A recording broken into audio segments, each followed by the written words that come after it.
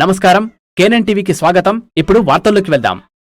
రాష్ట్ర ముఖ్యమంత్రి రేవంత్ రెడ్డి పద్మశాలీల అభ్యున్నతకై చేనేత చేయుత ద్వారా 35 కోట్ల రూపాయలు మంజూరు చేసినందున పాలాభిషేకం. పద్మశాలీలు మున్సిపల్ చైర్మన్ డాక్టర్ జంగం గంగాధర్, బోడా భాస్కర్, జీవన్, విఠల్, నరహరి, అలియోగి, తాయిలు, పండరి, లక్ష్మణ్, ల్యాబ్ శ్రీనివాస్, నారాయణ సార్ పద్మశాలీలు పాల్గొన్నారు.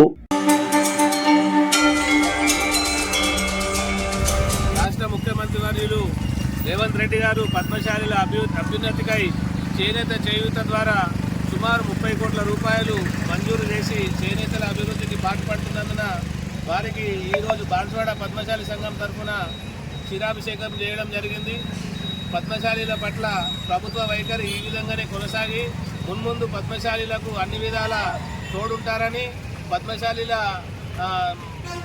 మద్దతు ప్రభుత్వానికి ఎప్పుడు ఇట్లే ఉంటుందని ఈ సందర్భంగా బాన్స్వాడ పద్మశాలి సంఘం తరఫున మేము మనవి చేసుకుంటున్నాము.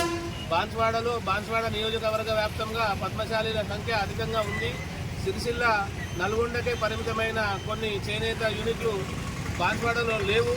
రాబో భవిష్యత్తు కాలంలో బాన్స్వాడలో కూడా మరమగ్గాలు ఏర్పాటు చేసేదానికి సీఎం గారు దృష్టి పెడతారని, స్థానిక ఎమ్మెల్యే గారు ఆ దిశగా ప్రయత్నం చేస్తారని, అగ్రో చైర్మన్ ఆ దిశగా ప్రయత్నం చేస్తారని ఇందు మూలంగా మేము వాళ్ళకి నిర్ణయించుకోవడం జరిగింది. బాన్స్వాడలో ఒకవేళ మరమగ్గాలు ఉన్నట్లయితే మా పద్మశాలి సోదరులు, నిరుద్యోగులు చాలామంది ఉన్నారు, వాళ్ళందరికీ మంచి ఉపాధి దొరికినట్లయితుంది, అట్లనే కులవృత్తి నిలబడ్డట్టయితుంది.